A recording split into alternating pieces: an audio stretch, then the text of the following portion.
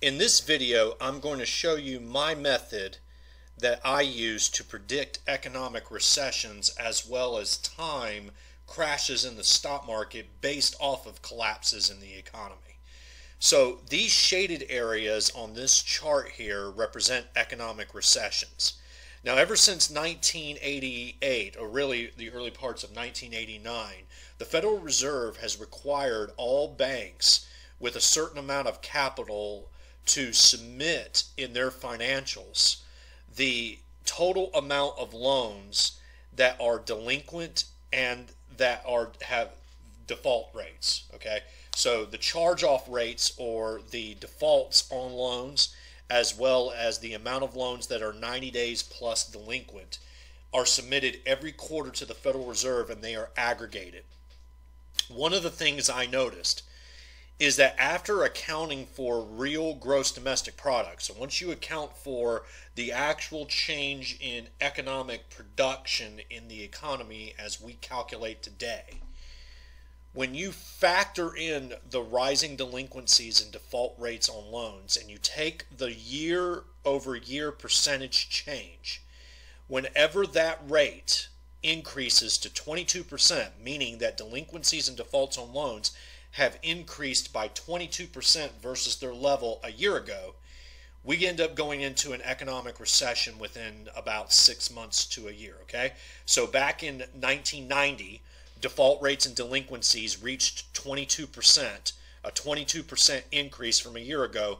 We went into an economic recession in the quarter four of 1990. Okay, in 2000, quarter four 2000, delinquencies and defaults rose up to 22%, a 22% increase from where they were a year ago. We were in an economic recession in quarter two of 01. And then, or quarter two and quarter three of 01.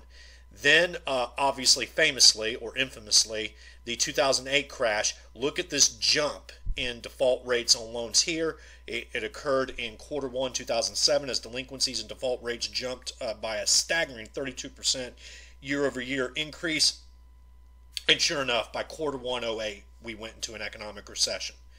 And then here's the COVID pandemic. Now, obviously, these default rates jumped after the fact because the COVID pandemic was an unusual type of economic recession. It was something that was forced on the economy. See, I believe that when an economy or economic growth breaks down, it is preceded by a rise in defaults on loans, especially in today's day, because every business is becoming more and more dependent upon debt now more than ever before. So it stands to reason that our economy is stable as long as the vast majority of our businesses weighted for GDP can continue to make payments on their debts. As long as they are able to meet those financial obligations, you could say that the economy is stable and growing and therefore is a positive environment for stocks. However, as I'm about to show you, when you take a look at the rising default rates on delinquencies and loans, once they reach over that 20% threshold that I've pointed out, that tends to coincide with a peak in the stock market. So it's a very, very good way of predicting the peaks in stock markets and a looming collapse in stock market prices because of a degradation of economic growth, really the quality of the market, so to say. It's not a good investment time. So when we look at this, right, when we look at this, if we look at when the peak happened here, which was in early 1990, you can see that the stocks here in 1990 sort of flatlined a little bit before dropping during the recession of 90 to 91, okay?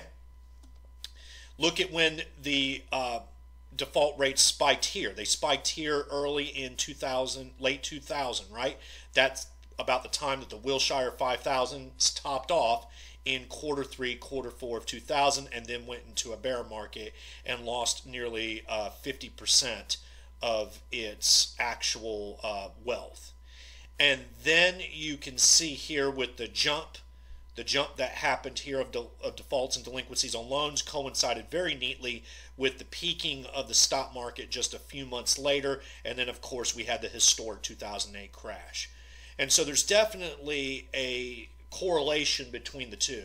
If in reality, you could even look at it as a causation. A rise in delinquencies and defaults on loans leads to, or is an indicator of, a loss of earnings of companies that people invest in, not only outside of Wall Street but also inside of Wall Street, and so that tells you that the stock market will turn negative. It does not tell you which stocks are going to turn negative, just that the broad index is going to turn negative, and obviously point to an economic recession. So this is very interesting.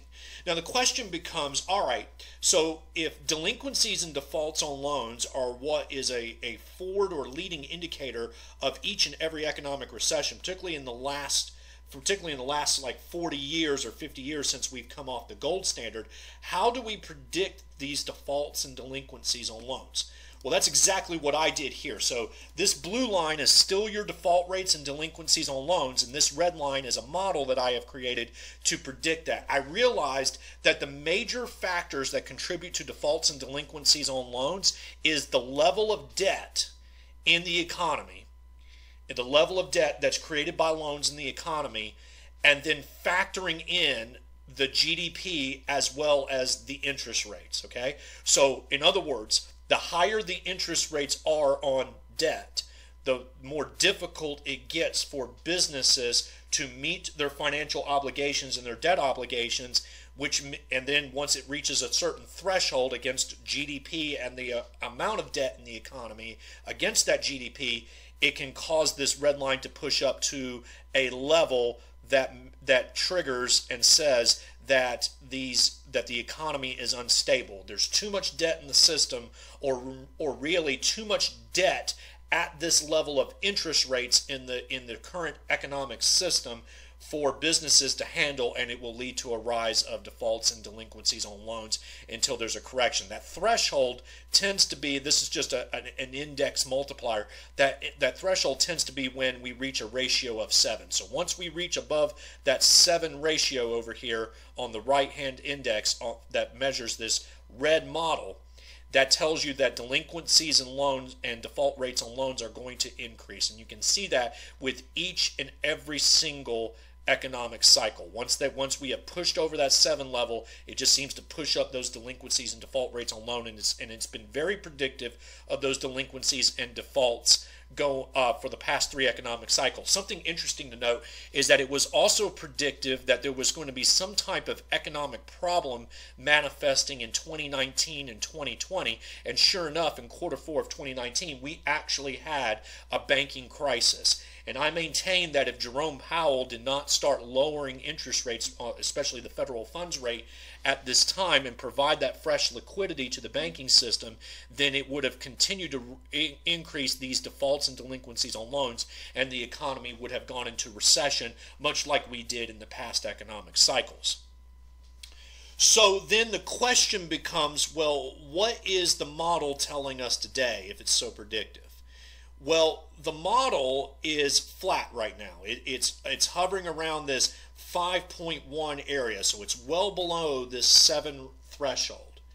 And the reason why is because the interest rate that I use to approximate the market interest rate on all loans is the bank prime loan rate, okay? So the bank prime loan rate is directly pegged to the federal funds rate.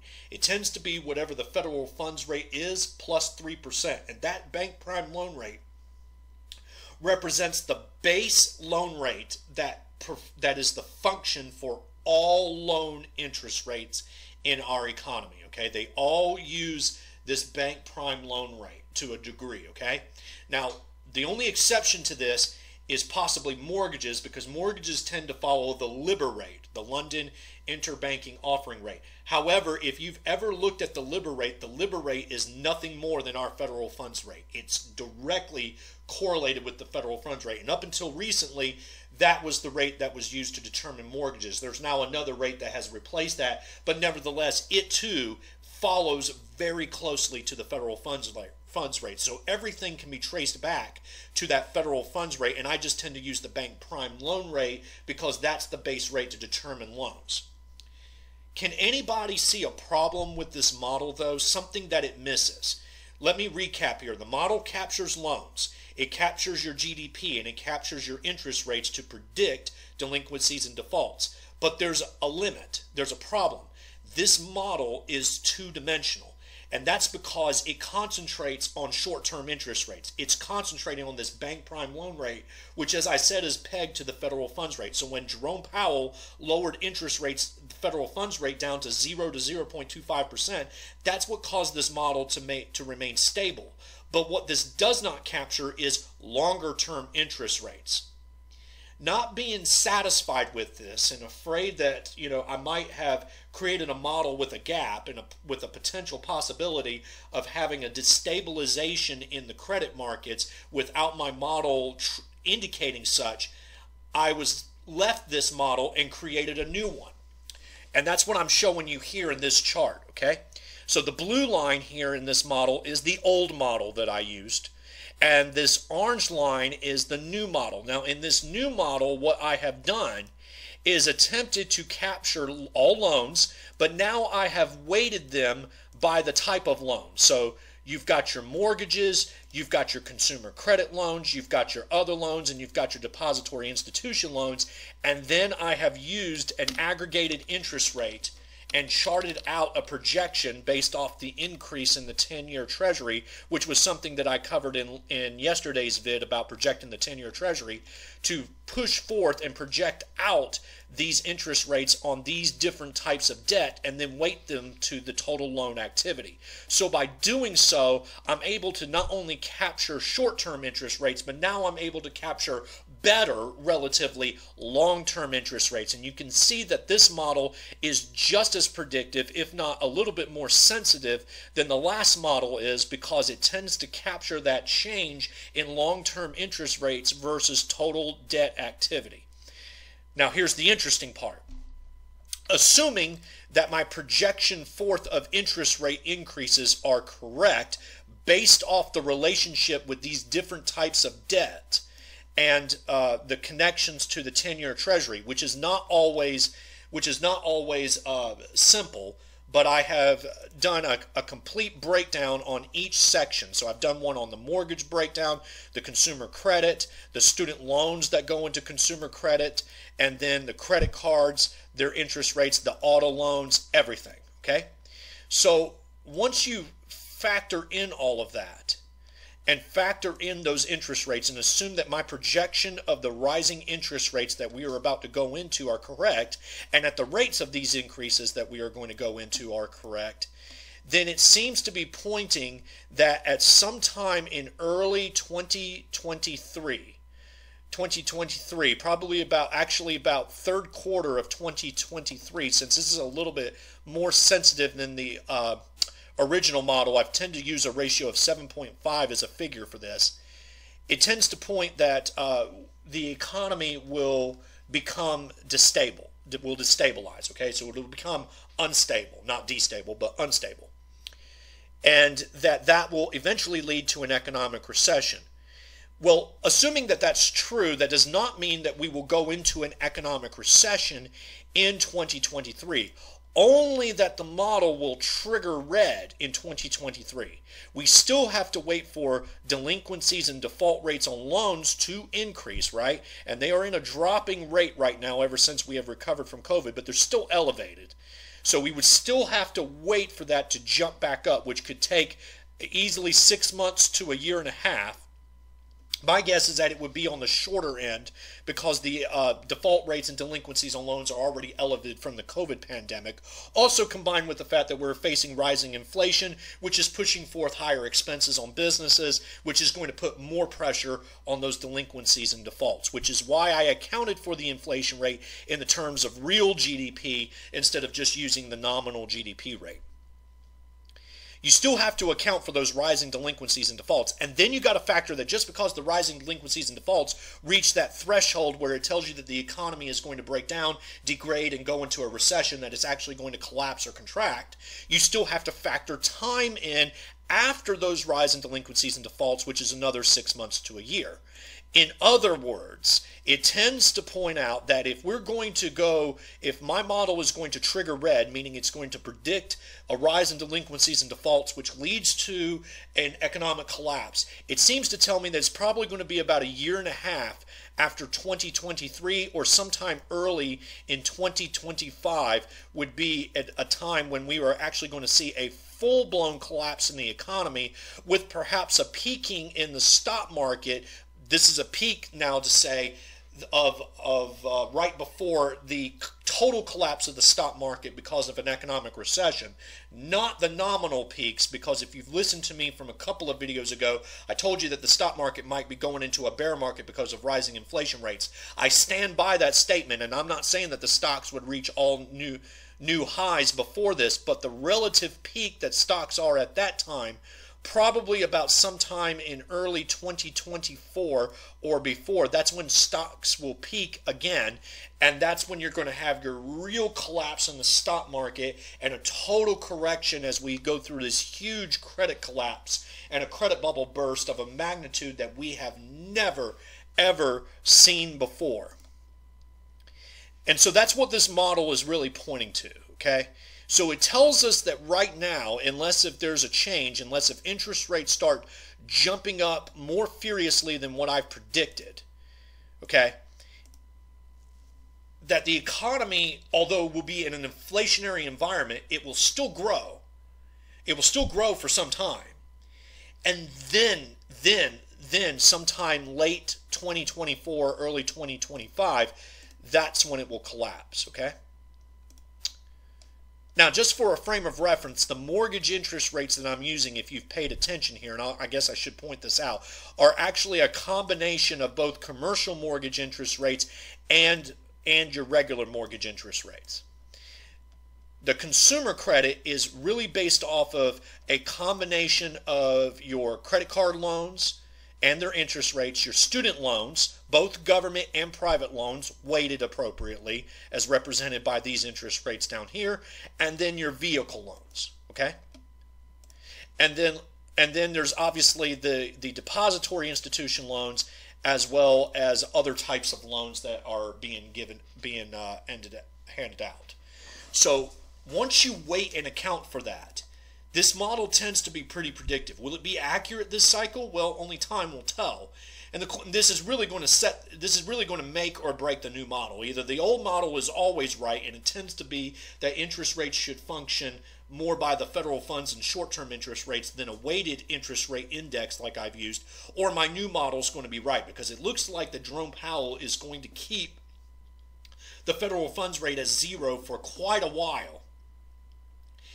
And it seems to indicate that despite all of his attempts to keep the economy going and chugging, rising inflation combined with rising interest rates and higher cost of paying on those debts, those higher financial and debt obligations, is still going to collapse the economy, and we're looking at a massive credit bubble burst sometime in 2024 to 2025. Until then, until that time comes, we're looking at precious metals being bullish. And this is why I'm very bullish on the precious metals and bearish on stocks and bonds, because to me, we're going to be in a long-term bear market in both of those things. I think this is going to be something similar to the 1970s. Not exactly. There's going to be different situations, but it's going to be similar to the 1970s. But in that sense, it's going to be very bullish for precious metal. It's very bearish for traditional investments in the economy and on the market systems right now. And there's going to be this large wealth transfer that takes place, which presents opportunities for investment. Now, that being said, in the next couple of days, next few days, I'm going to issue out my own projections on gold, as well as do some gold to silver analysis, and then do a projection on silver. But I wanted to put this video out because I talked about the 10-year interest rates yesterday, about what's going on, to give you guys a kind of long-term perspective. The other reason why I made this video is because some people have been very concerned that we might be going through imminent deflation first instead of inflation. So it may not be the best time to buy any kind of asset because stocks are going to go down, your bonds are going to go down, and your precious metals and commodities are going to drop because of a deflation, a massive deflation in the financial asset markets, which is caused by a credit bubble burst, which then drops prices on everything. And it's really counterintuitively, it would mean a shoring up of the dollar as there ends up becoming, ironically, a quote, shortage of liquidity, unquote, to use the Keynesian terminology. But in my opinion, that so-called deflation from a credit bubble burst is not going to happen yet. It's going to happen in the next 2 or 3 years, but until then, we're going to see a very high rising inflationary environment. And even during this credit bubble collapse, it might shortchange and drop commodities as well as precious metals. But in the long run, in the long game, the risk and instability of the economies will still be very bullish for those precious metals. So we might get a dip and a drop relative to wherever those precious metals peaks are, much like we saw in 2008. And I'll talk about that in a future vid with gold and silver. But it still means that we're looking at a very bullish bull market, high rising price trend for precious metals. Okay, so guys, thank you for watching this vid. If you like it, make sure you like the vid and just show me your support, as well as subscribe to my channel if you like my content and such, and drop a comment and let me know what you think is going on here. I'm not perfect on these things. I'm just giving you my own analysis from my own perspective based off the information that I have and my own understanding of the markets today. So tomorrow I'll probably post a vid on gold and really show you an interesting little analysis that compares gold to the stock market to see which performs better. So until then, I'll see you guys later.